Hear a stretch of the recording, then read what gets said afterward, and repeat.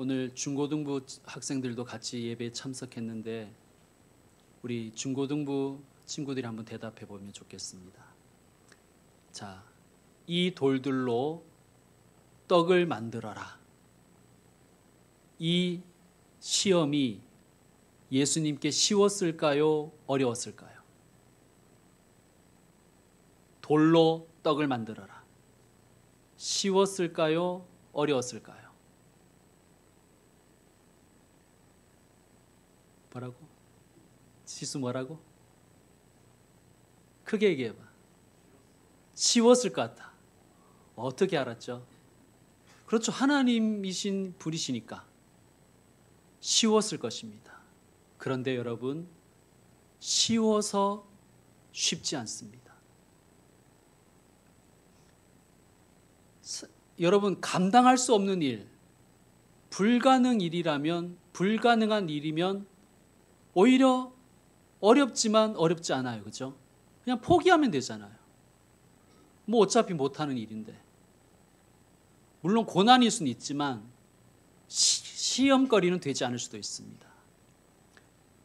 할 수 있으니까 유혹인 거예요. 할 수 있으니까 시험인 것입니다.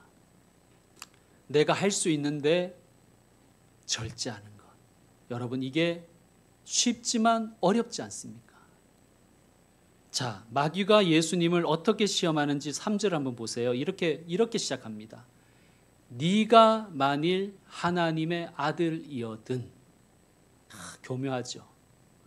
네가 만일 하나님의 아들이어든 이 돌들로 떡이 되게 하라. 당신 하나님의 아들이라는데 정말 맞아? 제가 예수님이었으면 못 참죠. 이건 못 참죠. 아이자스가 나 하나님의 아들이야 하고 뚝딱 돌로 떡을 만들었을 것입니다.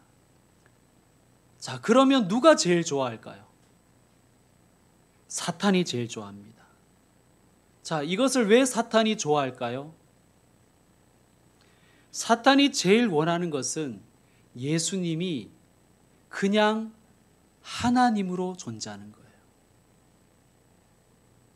예수님이 완전한 인간이 되는 것을 사탄은 제일 싫어합니다.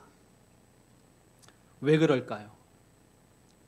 예수님이 완전한 인간이 되셔야만 우리를 구원하시는 그 구원의 역사, 대속하심의 사역이 이루어지기 때문입니다. 대속이란 하나님이신 예수님이 완전한 인간이 되셔서 우리를 위하여, 우리를 대신하여, 우리를 대표하여 속죄의 제물이 되어주시는 것을 대속이라고 하는 것입니다. 네가 만일 하나님의 아들이어든 이 돌들에게 명하여 떡이 되게 하라. 이 시험은, 이 유혹은 너 그냥 하나님으로 살아. 너 그냥 하나님으로 돌아가. 라는 시험이 되는 것입니다. 예수님께서 사탄 마귀의 의도를 모르실 리가 없지요. 그래서 예수님은 충분히 돌들로 떡을 만들 수 있지만 완전한 인간으로 참아내시는 거예요. 시험에 이기시는 것입니다. 왜요? 나를 구원하시기 위해서, 여러분을 구원하시기 위해서, 우리를 대속하시기 위한 것입니다. 그런데 여러분, 이 시험은 한 번만 있었던 것이 아니라 예수님 생애 끝까지 따라다녔습니다. 십자가에 달리셨을 때도 이 유혹이 있었어요. 네가 만일 하나님의 아들이라면 십자가에서 내려와라.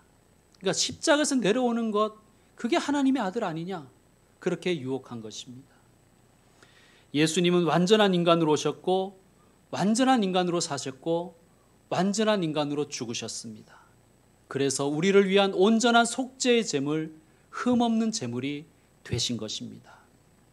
여러분, 예수님이 완전한 인간으로서 시험을 이기셨다면 우리도 우리에게 다가오는 시험을 이길 수 있을까요? 없을까요?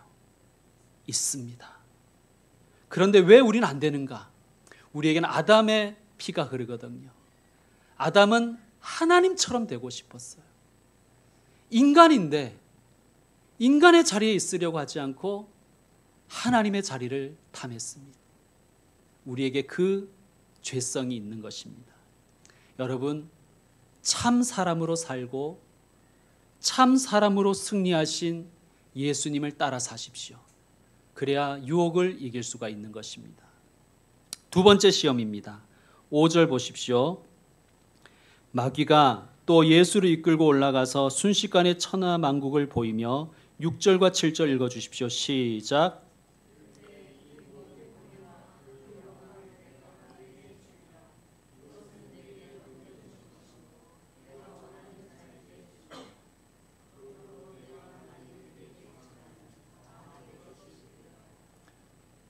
네가 만일 내게 절하면 다 네 것이 되리라. 여러분이 만약 마귀에게 이 제안을 받으신다면 어떻게 하시겠습니까? 만약 저에게 마귀가 너 나에게 딱 한 번만 절하면 세계에서 제일 큰 교회 너에게 줄게 라고 했다면 제가 그 제안을 받을까요? 받지 않을까요? 어떨 것 같아요? 받아요? 평소에 저를 어떻게 보셨습니까? 저는 받지 않죠. 왜 그렇습니까? 사탄은 절대 교회를 줄 수 없습니다. 만약 사탄이 준다면 그건 교회가 아니죠. 교회의 주인은 하나님이시고 사탄은 절대 바른 교회의 주인이 될 수 없기 때문입니다. 여러분, 여기에 포인트가 있습니다. 마귀는 우리들의 심리를 정확하게 파악하고 있어요. 야, 과정이 꼭 필요해? 나하고 손잡으면, 내게 타협하면 내가 그 과정 거치지 않게 해줄게. 그렇게 우리에게 유혹을 하는 것입니다. 나에게 절하면 이 모든 영광과 권위를 내가 너에게 줄게 라고 장담하지요. 그리고 그 근거로 이렇게 얘기합니다. 그 근거를 이것은 내게 넘겨준 것이므로 내가 원하는 자에게 주노라. 무슨 말입니까? 천하 만국은 하나님이 내게 주신 거야. 여러분, 이 말이 맞습니까? 틀립니까? 거짓말이죠. 하나님은 마귀에게 세상을 넘겨주신 일이 없으십니다. 사기꾼들이 늘 이렇게 사기를 치는 거예요. 자기 땅도 아닌데 마치 자기 것인 것처럼 사기를 치잖아요. 내 말만 들으면, 그리고 나한테 돈을 넣으면 100배로 불려줄게 라고 사기를 치잖아요. 여러분, 하나님은 하나님이 지으신 이 아름다운 세상을 마귀에게 넘겨주신 적이 없으십니다. 그러니까 마귀에게 절한다고 마귀가 줄 수가 없어요. 그런데 우리는 자꾸 그 사기에 넘어가죠. 왜요? 과정을 생략하고 싶은 마음이 우리에게 있거든요. 이거 과정 좀 안 거치면 안 돼? 그냥 주시면 안 돼? 그런 마음이 우리에게 있거든요. 여러분, 쉬운 길에는 언제나 덫이 놓여져 있습니다. 여러분, 우리야 충분히 과정을 생략하고 싶은 마음이 있다는 것 우리는 잘 알고 있습니다. 그런데 과정 생략하고 싶어도 잘 안 되지 않습니까? 그래서 우리가 억지로 과정을 거치지 않습니까? 그런데 예수님에게는 과정을 생략할 수 있는 능력이 있으십니다. 예수님은 하나님이시잖아요. 하나님이 아담을 창조하실 때 아기로 창조하신 게 아니라 성인으로 창조하셨을 것 아닙니까? 근데 예수님은 과정을 생략하실 수도 있는데도 불구하고 굳이 한 여인의 몸에 잉태되셔서 태어나시고 아기로부터 어른이 될 때까지 성장기를 거치십니다. 예수님도 아마 중2병을 겪으셨을 거예요. 예수님은 굳이 안 하셔도 되는데 십자가의 과정을 거치시잖아요. 예수님은 왜 굳이 인생의 모든 과정을 겪으시고 고난과 십자가의 길을 걸으셨을까요? 역시 나를 위한 것입니다. 여러분을 위한 것입니다. 우리를 위한 것입니다. 예수님은 마지막까지 시험에 시달리셨나 봐요.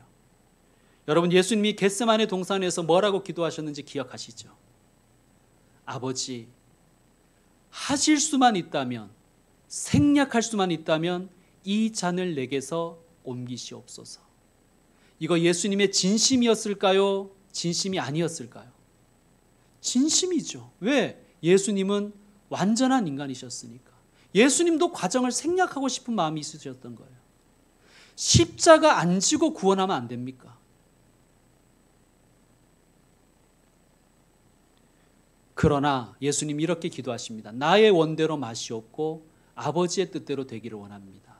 여러분, 이것도 예수님의 진심이었을까요? 진심이 아니었을까요? 이건 역시 예수님의 진심입니다.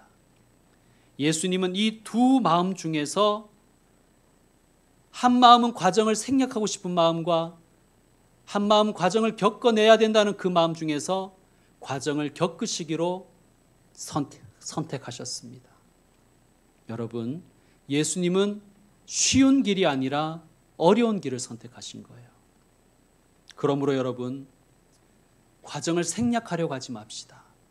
그리고 이 길일까 저 길일까 고민될 때 예수님을 묵상하십시오. 낮은 길, 어려운 길에 복이 있습니다. 그 길을 선택하시는 분들 되시기를 축원드립니다. 세 번째 시험은 종교적인 시험이에요. 우리 9절에서 11절을 다시 한번 교독해 보도록 하겠습니다. 제가 9절을 먼저 읽고 10절 여러분 읽고 11절 함께 읽겠습니다. 또 이끌고 예루살렘으로 가서 성전 꼭대기에 세우고 이르되 내가 만일 하나님의 아들이거든 여기서 뛰어내리라.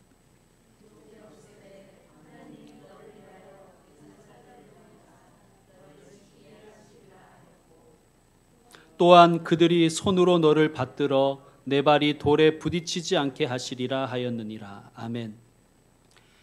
미국의 행동심리학자인 스키너 박사라는 분이 있어요. 이분이 한 실험을 했대요. 큰 유리 상자 속에 비둘기 한 마리를 넣어놓습니다. 그리고 어떤 장치를 해두었는데 그 장치는 딱 터치가 되면 모이가 와르르 떨어지는 장치를 유리 상자 속에 해두었습니다. 비둘기가 돌아다니다가 우연히 그 버튼을 터치하면 먹이가 쏟아지죠. 그러면 비둘기는 그 먹이를 열심히 먹습니다.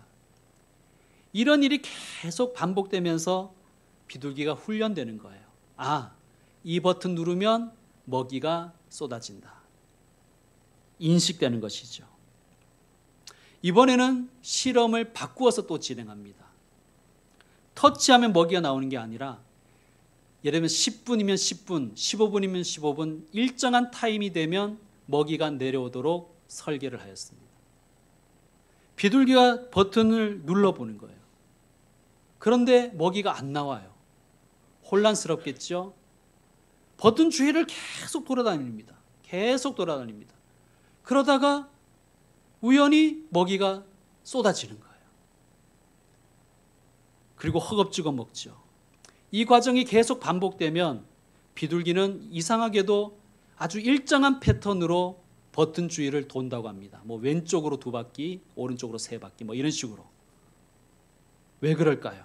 비둘기의 인식 속에는 일정한 행동을 했더니 먹이가 나오더라 라는 것이 각인되는 것이죠.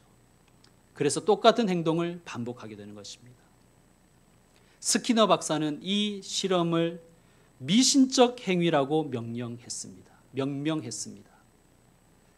우리 인간에게 이런 미신적 행위가 있다는 거예요. 예를 들면 달마도를 붙여두면 행운이 찾아온다더라. 또 북어 2마리를 명주실에 묶어서 현관 위에 걸어두면 액을 막아준다더라. 미신적인 행위죠. 그런데 놀랍게도요, 기독교 신앙 안에도 이런 미신적인 행위들이 들어있다는 것입니다. 내가 이렇게 했더니 하나님이 역사하셨어. 너도 그렇게 해봐. 하나님이 그렇게 하실 거야. 여러분, 이런 것은 자칫 미신적인 행위로 전락할 수가 있습니다. 여러분, 하나님은 우리가 하나님을 인격적인 하나님으로 고백하기를 원하십니다. 왜냐하면 하나님은 그런 분이시니까요. 그런데 우리는 자꾸 하나님을 기계 장치처럼 생각할 때가 있어요. 마치 자판기처럼 말이죠. 인풋이 있으면 아웃풋이 있는 그러한 기계 장치처럼 하나님을 착각할 때가 있습니다. 그리고 그런 행위를 실제로 하지요. 미신적인 신앙인 것입니다.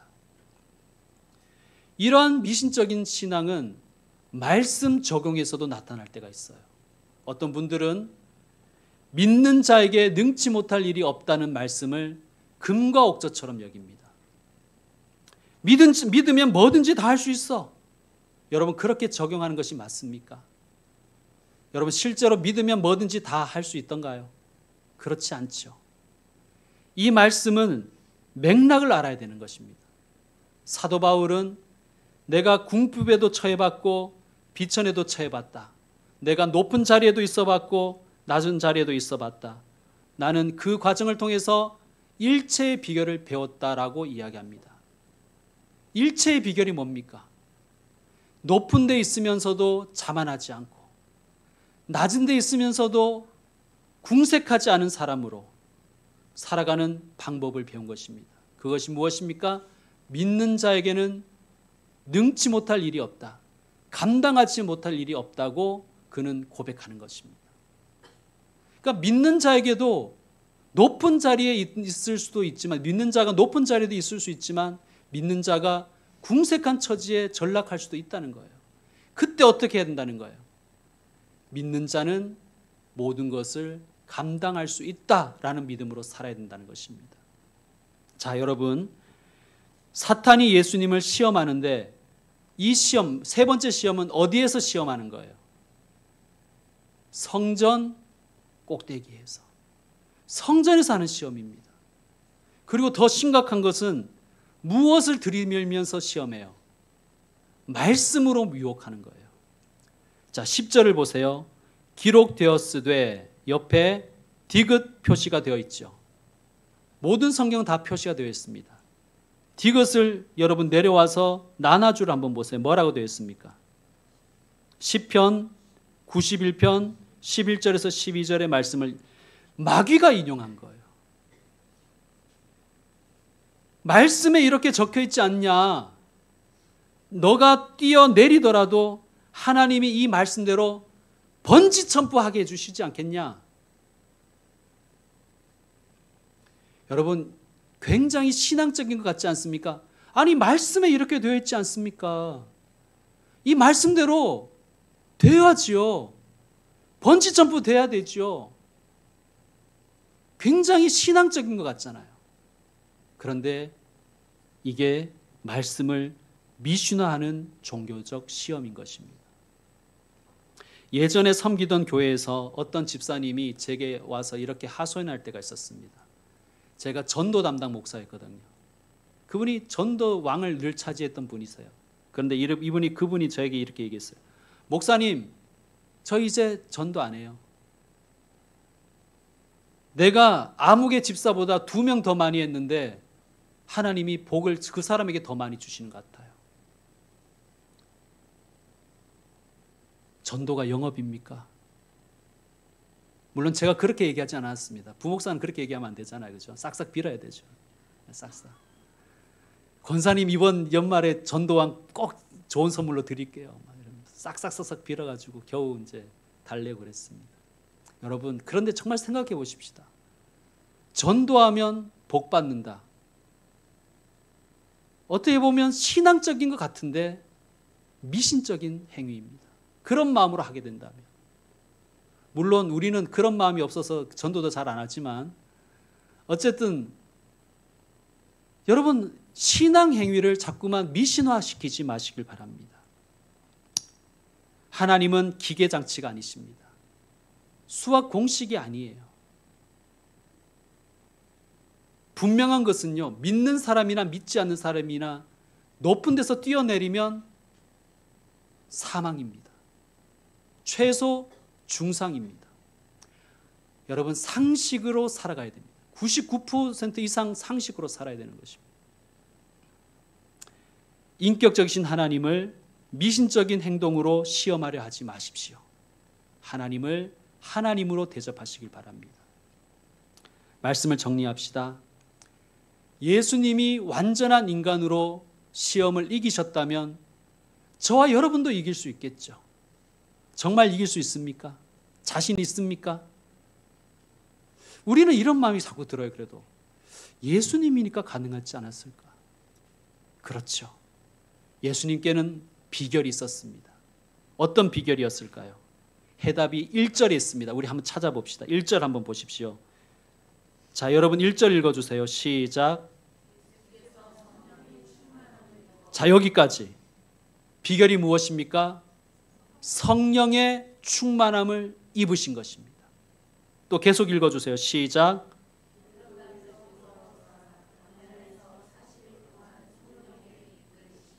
아멘. 성령에게 이끌리시며. 아멘. 성령 충만하다는 것은 성령님께 이끌리는 거예요. 에베소서 5장 18절에 보면 이런 말씀이 있습니다. 술 취하지 말라 오직 성령으로 충만함을 받으라. 술 취하다의 취하다, 성령 충만하다의 충만에 어원의 뿌리가 같습니다.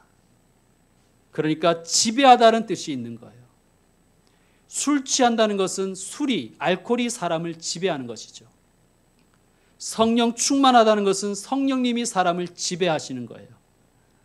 여러분, 술, 즉 알코올의 지배를 받으면 사람이 어떻게 되던가요? 사람이 강아지가 되는 것입니다. 균형을 잃어버리고 판단력과 자제력을 잃어버리죠. 그런데 성령님이 우리를 지배하시면 어떻게 됩니까? 우리도 이상한 행동을 하는데 평소에 안 하는 거룩한 행동을 하는 거예요. 깨끗한 삶을 사는 거예요. 성숙해지는 거예요. 예수님이 시험을 이길 수 있었던 비결 무엇입니까? 성령의 충만함을 입었기 때문입니다. 그런데 성령 충만한 사람의 특징이 있어요. 자, 마귀가 이 돌들에게 명하여 떡이 되라 했을 때 예수님이 그 시험을 어떻게 이기셨습니까? 여러분 4절을 다시 한번 읽어주십시오. 4절 시작.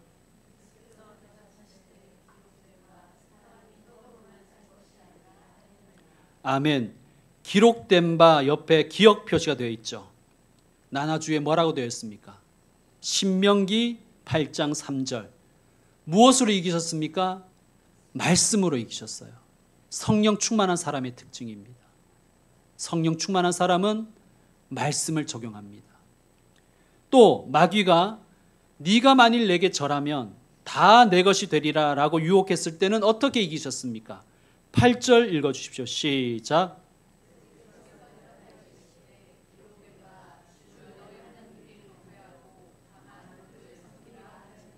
아멘. 역시 말씀으로 이기셨습니다. 마귀가 여기서 뛰어내리라 라고 시험했을 때도 예수님은 12절에 역시 말씀으로 이기셨어요.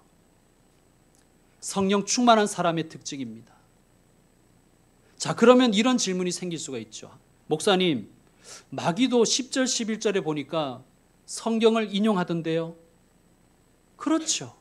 자, 마귀가 말씀을 대하는 태도, 예수님이 말씀을 대하는 태도의 차이점이 뭘까요? 마귀는 사람을 시험하려고 말씀을 들이밀었습니다. 그런데 예수님은 말씀에 순종하기 위해서 말씀을 인용하시는 거예요. 자, 예수님이 시험을 이기고 승리하신 비결이 무엇입니까? 성령 충만한 가운데 말씀에 순종하셨기 때문입니다. 여러분, 우리 중에 나는 예수님보다 세 라고 생각하시는 분 있으십니까? 아마 아무도 없을 것입니다. 성령 충만과 말씀 충만 외에는 다른 방법이 없습니다. 쉬운 길로 가라. 과정은 생략해라. 미신적으로 종교생활 해라. 라고 마귀는 교회와 성도를 늘 시험합니다. 이 시험을 예수님처럼 우리도 이길 수 있습니다. 성령 충만과 말씀 순종으로 승리하시는 분들 되시기를 축원드립니다. 기도하겠습니다. 마귀가 모든 시험을 다한 후에 얼마 동안 떠나니라. 아멘.